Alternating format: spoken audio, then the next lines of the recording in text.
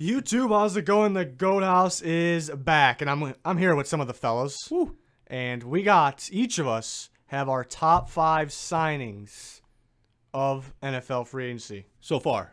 So far. Yeah, there still could be there's some good guys out there still, but there can be some pickups still. So all of us have top 5s, and we're not counting the guys that got traded and then signed. So we don't want to hear it in the comments. Yeah. Nothing to do with trades. We're also going to do a video on top 5 teams of free agency. That won't involve trades is either. So here we go. Let's start with me. Why not? I'll give you the rundown of what I got here. All right, so I went offensive line crazy here. Yeah, you did. You know, there was some really good ones, but there was a shortage of them. So, you know, the teams that got their hands on the good ones, you know, that's impressive. So we'll go from 5 to 1. How about that? Number 5, Juwan James, the Broncos. Some people are hating on this contract, but him being only 26 years old is a big thing here for me. The Broncos they pretty much needed one more piece, I thought. You know, they could use some guys for the future, maybe a guard, but they needed a right tackle for right now to compete right now. They went and got it. It was a 4-year, $51 million deal, $32 million guaranteed. So that's a lot of money there. And he is the highest paid right tackle, but I mean, every year a new guy is the new highest paid this, and there really isn't that many good right tackles in the NFL. So Juwan James definitely deserving. Like I said, he's only 26 years old. In the last year's an option, which is $13 million. So, you know, the Broncos could potentially get out of that pretty early, and that he's gonna be 30 years old then. You know, I'm sure they're gonna want to keep him, but that's crazy that he's gonna be 30 years old then when he has his last year option on that 4-year deal. So, you know, I'm glad that because where they pick in the draft too. You know, they don't want to reach for, you know, unless Jawan Taylor somehow falls to him, but now they're not going to take him. But so this made sense, filled a need, get ready for the draft. Number 4 is Preston Smith of the Packers. Preston Smith, yeah, I like this deal. Another guy, 26 years old. He's still so young and has been playing very good. And, you know, they got Zadarius Smith on the other side. I like him too. They gave him a little bit of money, but he's mainly a pass rusher, and Preston Smith, you know, his job's to get after the quarterback, but he also stops the run at a high level. So that's basically what they really, really need on the opposite, especially losing Clay Matthews. You know, guys like that, they can help stop the run. Preston Smith's a key here. But him being 26, it's a 4-year, $52 million deal, but this is the main point here. $16 million is guaranteed. 16 out of $52 million is guaranteed. That's not that much there. So, yeah, I like Preston Smith there at number 4. The Packers did a good job. Another offensive lineman, I got the Titans with Roger Saffold. I thought he was the best guard of free agency. They gave him quite a bit of money, 4-year, $44 million, 22 guaranteed. So half that's guaranteed. That's pretty good. But the thing, like I said with Juwan James, is that, you know, every year guys like this are the highest paid in their position, and Saffold would deserve to be the highest paid out of the left guards there, but he's 3rd. So he didn't even make the highest paid yet, so I think it's a pretty good deal. I mean, for both him and the Titans. So, and the Titans kind of filled that big need, so they can focus on, you know, pass rush and D line in the draft. So I like that.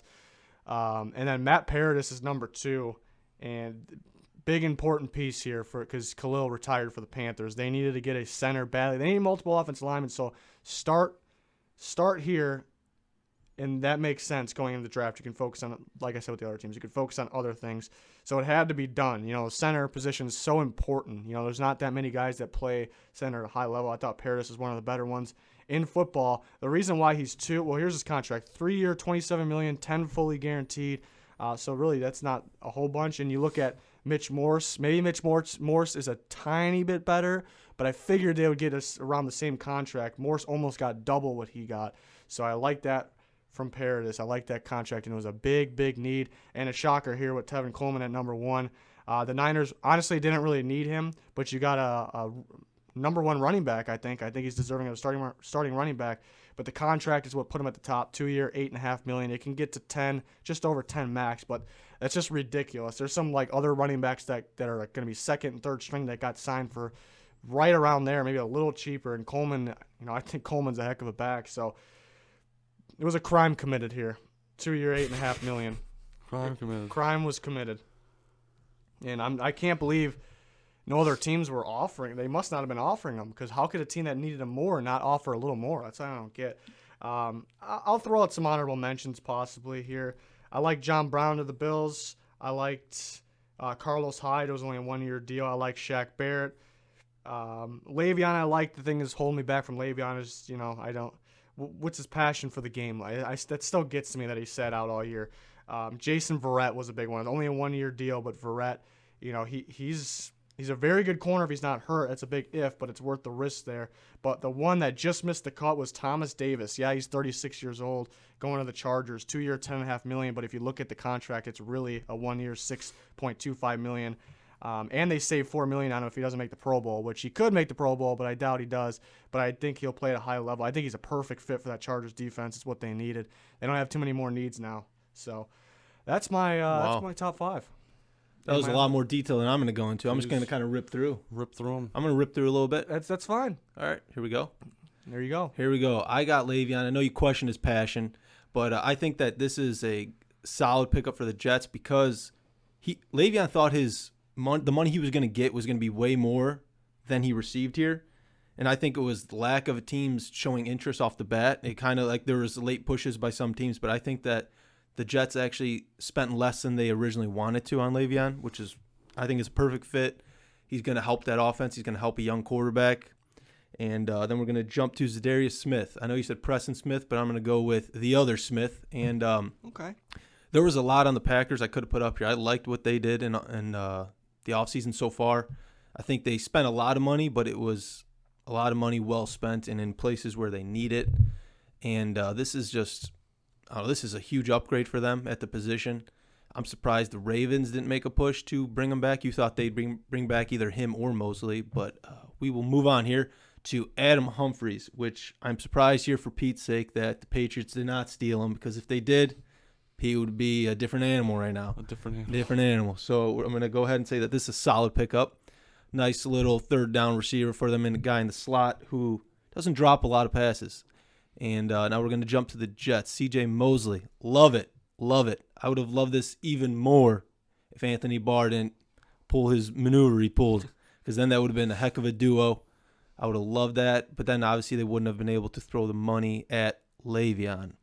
And then, like you said, number 1, John Lynch is going to be put in jail because this is robbery. They stole Tevin Coleman.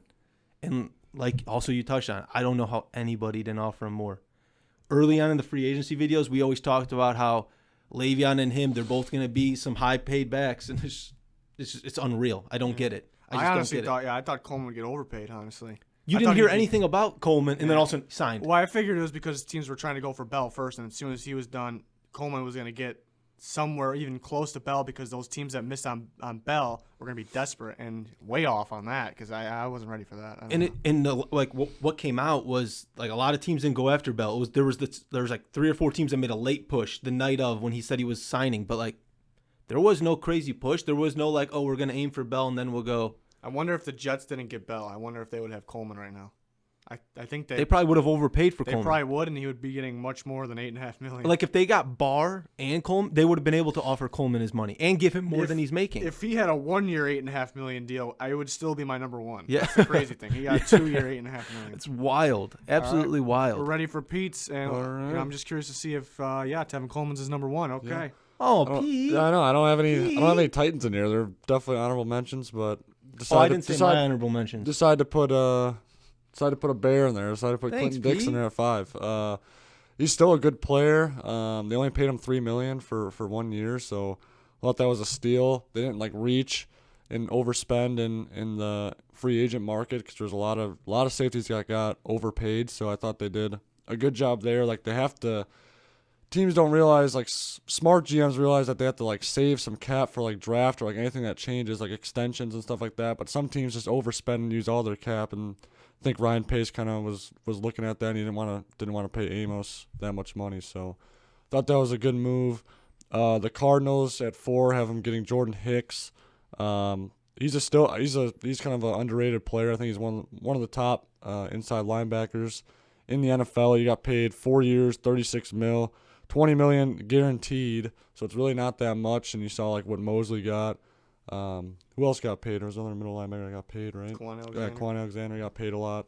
So I thought that was a good deal for them. They definitely needed an inside linebacker as well. That's something I try to look at too, is the deal as far as money, and then the need for the team. So that's why you already talked about Paradis. I have him at 3. Talked about his contract compared to Mitch Morse. They're both pretty similar in skill and talent, and he got paid way less. So I thought that was a great deal. The Panthers really need offensive linemen. Riz already said Khalil retired, so they needed a center. Center's probably, you always hear the tackles are the most important positions on the offensive line, but the center's definitely really important. Some centers like call out like the protection and like shift the protection and stuff like that. So that's really important. They got someone like that in there. Number 2, I have Teddy, just because the Dolphins were going after him pretty hard, and somehow the Saints were managed to keep him around and not pay him that much. I mean, he's getting paid $7.5 million, guaranteed as a backup, but he's their future, and like they spent a 3rd rounder on him to get him and use him as a backup and as their future. So I think that was pretty important that they kept him around. We don't know what's going to happen with Drew Brees, if he's going to be done after this year or not. And then, yeah, I had Coleman at 1. Like we said, it was robbery. But also, again, looking at the fit, he played for Shanahan and the Falcons offense. Like, he fits perfectly with what he wants to do, like what type of running back he wants. So I thought that was just like no doubt the best signing of free agency. Well, it looks like we all got Tevin Coleman at 1. Let's see if Danny has him at 1. I'm going to say he does. In his top 5. So Danny isn't here with us, but he pre-recorded this because he had a good top 5, had an in-depth take on all of it. So kind of tried to play this off when we pre-recorded it like it wasn't pre-recorded, but it is. So I think you guys are going to be able to figure that out anyway. So yeah, that's going to do it for us. Enjoy the rest of the video. All right, now let's move on to Danny's top 5 signings. Danny, what do you got for us? Alrighty. So I've had a tough time deciding who I wanted in this list, but I really like the guys that I chose. So number 5 coming in, we got Zadarius Smith. Signs for about $66 million, which again is a lot of money. But if you think about it, this is exactly what the Packers needed. Packers were rumored to be into Khalil Mack last year before the Bears trade for him. So signing a high caliber defensive end was pretty much an obvious priority for the Packers. So obviously that was a big need for them, and getting Zadarius Smith is not only going to benefit them, but it's, you're going to see this guy getting after Trubisky and Cousins and Stafford. It's going to be pretty interesting to see. On top of that, they lost Clay Matthews, so that was a huge need for them that they fulfilled. Guy that's definitely worth the money that's going to get after the quarterback. Number 4, we actually had Quan Alexander. He signed to the Niners for about $54 million. In my opinion, this signing proves that San Francisco is in win now mode. They built definitely a capable offense around Jimmy G as long as he's healthy. Mainly some of the biggest Niners needs last year was, besides staying healthy, was on their defense. So Niners struggled last season, I think they ranked about 28th in points per game last year. Now, Quan is coming off of an ACL surgery, but once healthy, he's not only going to help them with the run defense, but he's also going to help them with the pass defense as well. So really like that signing for the Niners. Moving on, we have Trey Flowers, signed for about $90 million. So yes, the Lions did dish out, in, pardon my French, a shit ton of money for Trey Flowers, but the NFC North is the most competitive division in football right now. So Lions did lose Ziggy, but they gained an absolute animal in Trey Flowers at the defensive end position. Just like Zadarius Smith, Lions will now have a defensive end that will be able to go after Rodgers, Trubisky, and Cousins in a competitive division. So really like that signing for the Lions. Down to number 2, Le'Veon Bell, 4 years, $52.5 million. I put this at number 2 mainly because I forgot, somebody tweeted Le'Veon Bell said, you're going to sign for the Jets, $60 million in cash. He's like, said something about how he's not worth that much, and he actually signed for less. So I thought that was one, hilarious. But not to mention the Jets. The Jets definitely needed the addition of Le'Veon Bell for that offense. So it gives them more creativity on that offense. And the biggest needs last year was finishing drives. So with adding Le'Veon to the team, you're definitely going to be able to see the Jets finish those drives. And it also gives Darnold a safety valve too. So like when times are getting tough, because we saw Darnold struggle a little bit last year, when times are getting tough, they're going to be able to either dump it off to a capable running back or just hand it straight to him, and definitely help carry that offense and make Darnold look a little bit better than he actually is. No offense to Darnold, but that's just the reality. But my number 1 signing, Tevin Coleman. Shocker. Not much to say. The guy signed for 2 years, $8.5 million. Not much to say. But I pretty much thought everybody was going to think this man was going to get paid. I think he's an instant starter for the Niners for sure, solidifying that backfield. I'm not sure what they're going to do with Breida and McKinnon, but yeah, I think that's an insane signing. And if I were Tevin Coleman, I'd probably be looking for a new agent. I don't know, but that's my opinion. Yeah, that's quite the top five. Every single one of us had number one, Tevin Coleman. And yeah, I agree. I think he could be the best back there. I know I like McKinnon, but he just got hurt last year, so who knows what they're going to do. They got quite the running back group with 4 guys, really, and Mostert too. But yeah, I like that top 5, though. All right, looks like that's going to do it for this one. Subscriber goals at 20K. We got plenty of NFL content on our channel. NFL draft is getting nice and close, so we're getting ready. We're going to be live during the draft, too, as well. So if you haven't subscribed to the channel, please do so. We got you covered. Click the like button. Click the notification button. Both those will be much appreciated. But that's going to do it for this one. Thanks, everyone, for their support. Goodbye.